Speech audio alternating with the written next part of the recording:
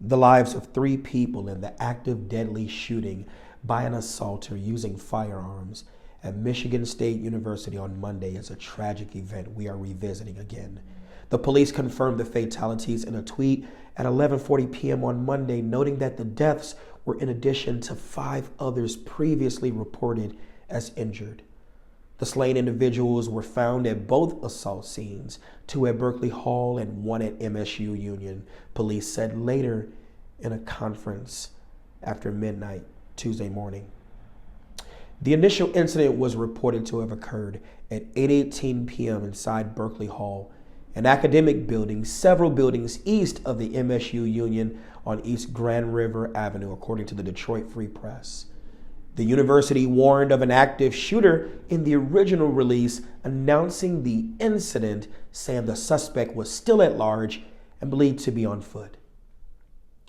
Those on campus and nearby were told to shelter in place and secure in the room they were in. Police said at a news conference that later on that day, or in that incident, the suspect then went from the MSU Union while officers were in Berkeley Hall. The suspect then left the MSU Union through a north exit as police responded to the shooting there. Berkeley Hall is open to the general public and is unlocked during hours when academic classes or activities are going on, officials said at a news conference. The student union is also open to the public. Neither have key card systems for admission. No police officers at the door. For those of you who could be watching who are in Michigan, police ask that those with any information call 844-9-MSU-PD or email tips@police.msu.edu. The FBI, along with other federal partners, are also involved in the case, and a special agent said on Tuesday morning to call 1-800-CALL-FBI. Let's talk about the shooter. The shooter was a 43-year-old suspect, being a black male identified as Anthony McRae. And later on throughout that search, he was found off campus early Tuesday before he could be arrested, having died from what appeared to be a self-inflicted gunshot wound. McRae was said not to be affiliated with the university, and authorities didn't know why he even came on the campus. But one thing is for sure. Even the dictionary knows that the word access comes before the word active. McRae was an active trespasser before he became an active shooter. Per usual, they are going to try to say certain things about his criminal history, but it was not what you think. He was arrested in 2019 on a gun-related charge in Lansing, according to the Michigan Department of Corrections. The spokesperson, Chris Knotts, a spokesperson for the Michigan Department of Corrections, provided details about the event that led to his arrest. He was charged with a violation of the concealed carry law and possessing a loaded weapon in a vehicle. That's it. They even said that they don't have any history of him, psychologically. They've talked to neighbors.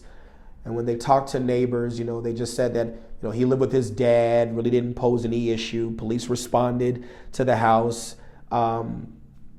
because of some shots being fired. Maybe they were practicing out back. But what he was charged with is only punishable by 2 years in prison and a fine of $25,000. Again, he didn't serve any time in prison. He was on probation from 2019, and it was successfully discharged in 2021. As they scramble for a narrative to demonize him for the unforgivable act, here are my thoughts. Once again, we are back with the thoughts and prayers. Suffice it to say, your universities cannot keep you safe. They are just too open. There is a way to have an open campus where the buildings are secure. There are police officers and other public safety personnel who attend universities. And sad to say, what you will find is, unfortunately, the university police officers are trained, but they don't get enough practice. The skills are taught, but they lose them. And even for a formerly active police officer such as myself, this reminds me of a situation that I faced while attending a university whose name will not be stated here. But while attending classes, I was carrying my firearm as an off-duty police officer. As I was attending class, a student called the university tip line and alerted them to me carrying a firearm. Mind you, during the introduction of the students on the first day, I said I was in law enforcement, local law enforcement at that. But what's that, right? Well, the university police came to the classroom and called me out. And when I stepped out, they informed me of the tip and I showed them my credentials, showed them I was a sworn police officer. You probably watched my videos where I pulled the credentials from around my neck. I wore them underneath my shirt like I always do. And they asked me to come to their station and lock my firearm up. What do you think I said? I respectfully told them no. They were going to have to arrest me. Upon inquiry, I told them that if an active shooting occurs, I know that while you all may, I say again, may receive training, many of you don't have the experience of responding to active threats and active events. And if you had previous experience, that was probably years ago. Years ago.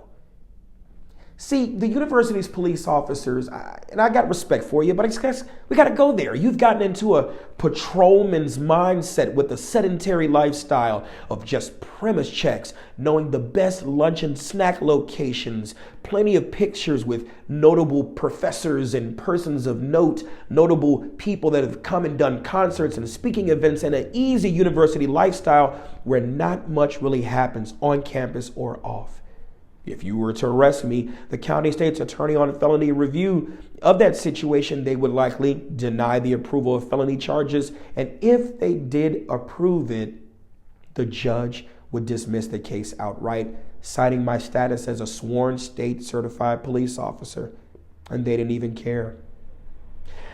I know these things because I pay attention to these things as a trainer, that the university's police are very understaffed and they don't have the mindset of inner city police officers. There are some great officers, but there's a level of complacency that's there. And the public doesn't know it until something happens. The university staff doesn't care until something happens. And that's why things like this continue to happen. And with there being policies limiting citizens with the ability to protect themselves, more pomp and circumstance. I will end with this. I remember the movie Pearl Harbor with, Ben Affleck and the like.